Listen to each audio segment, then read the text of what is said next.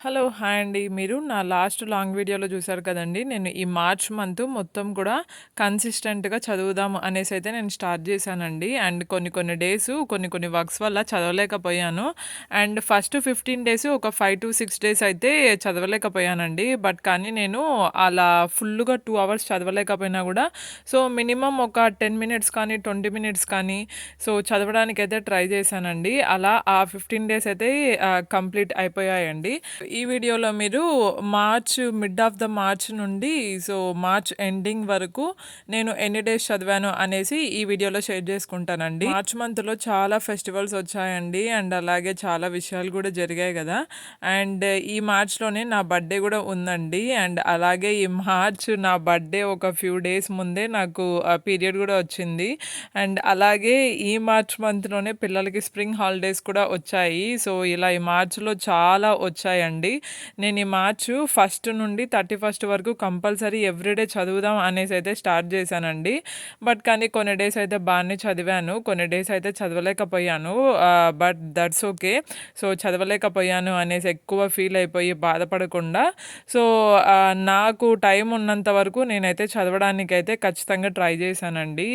ఇంకా next month ఇంకా కొద్దిగా ఎఫర్ట్ పట్టి అండ్ ఇంకా కొద్దిగా కన్సిస్టెంట్‌గా అండ్ అలాగే నా పనులు అన్నీ గూడా ప్రయారిటీ వైస్ సరిగ్గా చేయడానికైతే నేర్చుకునేసి అంటే నేను దిస్ మంత్ చదవలేకపోయినా, ఎందుకు చదవలేకపోయినా అనేసి థింక్ చేసి అవే మిస్టేక్స్ మళ్ళీ నేను నెక్స్ట్ మంత్‌లో రిపీట్ చేయకుండా కొద్దిగా ముందుగా ప్లాన్ చేసుకొనైతే దిస్ మంత్ నుండైనా నేను కంటిన్యూయస్‌గా ఈచ్ అండ్ ఎవ్రీ డే చదవడానికైతే స్టార్ట్ చేసినానండి. అండ్ అలాగే మేము లాస్ట్ ఇయరే ఈ యూఎస్ఏలో కొత్త స్టేట్‌కైతే మూవ్ అయ్యామండి.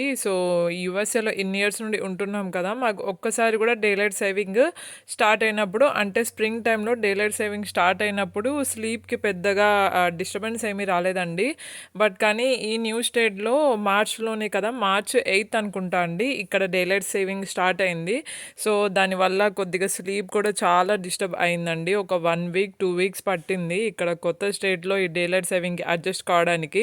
అండ్ అలాగే ఇక్కడ పోలెండ్ డేస్ అనేసి పోలెండ్ కూడా చాలా పడిందండి. దాంతోనే వింటర్ ఒక 6 మంత్స్ అయితే అండ్ సెప్టెంబర్ నుండి ఇంక వింటర్ స్టార్ట్ అయ్యింది అంటే జాకెట్స్ వేసుకొని బయటికి పోవడం, మాక్సిమం బయటికి పోవడమే తగ్గించేస్తామండి చలికి. అండ్ అలాగే ఈ న్యూ స్టేట్‌లో పోలెండ్ వల్ల ఇంకొక 1 మంత్ కూడా ఎక్స్‌ట్రాగా ఇంట్లోనే ఉండాల్సొచ్చింది. అలా చదువుకోవడానికి కొద్దిగా డిస్టర్బెన్స్ అయితే అయింది. మేము తీసుకున్న కమ్యూనిటీలో పిల్లలకి ప్లే చేయడానికి పార్క్ కూడా లేదండి. కొద్దిగా టీనేజ్ పిల్లలకి లేదు అంటే పెద్దవాళ్ళకి టెన్నిస్ ప్లే చేయడానికి టెన్నిస్ కోర్ట్స్ ఉన్నాయి అంతే. చిన్న పిల్లలకి, టాడ్లర్ పిల్లలకి ప్లే చేయడానికి స్లైడర్స్ కానీ అలా చిన్న పార్క్ అయితే ఏమీ లేదండి. అందుకని మా విక్కీని నేనే ఇంకా పొద్దున్న నుండి కూడా చూసుకోవాలి కదా! ఇంకా స్ప్రింగ్ హాలిడేస్‌లో ఇద్దరు పిల్లలు కూడా ఇంట్లోనే ఉంటారు కాబట్టి కొద్దిగా చదవడానికైతే డిస్టర్బెన్స్ అయిందండి. ఇప్పుడిప్పుడే మేము ఈ కొత్త స్టేట్‌లో అడ్జస్ట్ అవుతున్నామండి. ఇలా బ్రేక్స్ వచ్చినప్పుడు మళ్ళీ మనం ఫస్ట్‌కు వెళ్ళి అంటే ఒక 1 డే బ్రేక్ వస్తే ఓకే అండి. ఒక 2-3 డేస్ లేదంటే 4 డేస్ బ్రేక్ వచ్చినప్పుడు మళ్ళీ మనము ఫస్ట్ డే నుండి పోయి ముందు రోజు ఏం జరిగింది, ఏం చదువుతున్నాం వాటినన్నీ మళ్ళీ రివైజ్ చేసుకొని మళ్ళీ స్టార్ట్ చేయాలంటే ఈ పనులు అన్నీ చూసుకుంటూ కొద్దిగా లేజీగా మళ్ళీ పోస్ట్‌పోన్ చేద్దామా అన్నట్టు మైండ్ అలా థింక్ చేస్తుందండి. అలా చేయకుండా మనము మన మైండ్ స్ట్రాంగ్‌గా పెట్టుకోవాలి. మనం స్ట్రాంగ్‌గా చెప్పుకోవాలి. మనకి ఎన్ని వర్క్స్ ఉన్నా కూడా ఫస్ట్ మనము మార్నింగ్ లేచిన వెంటనే స్టడీ టైం కంప్లీట్ చేసే రిమైనింగ్ వర్క్స్ స్టార్ట్ చేసుకోవాలి అండి. ఫైనల్‌గా అయితే దిస్ మంత్ నేను అనుకున్న దానికంటే అంటే నేను 100% చేద్దామే అనేసి నేను అనుకున్నాను. కానీ 70% చేయగలిగాను. బట్ దట్స్ ఓకే అండి. 0 కన్నా 70% మోర్ బెటర్.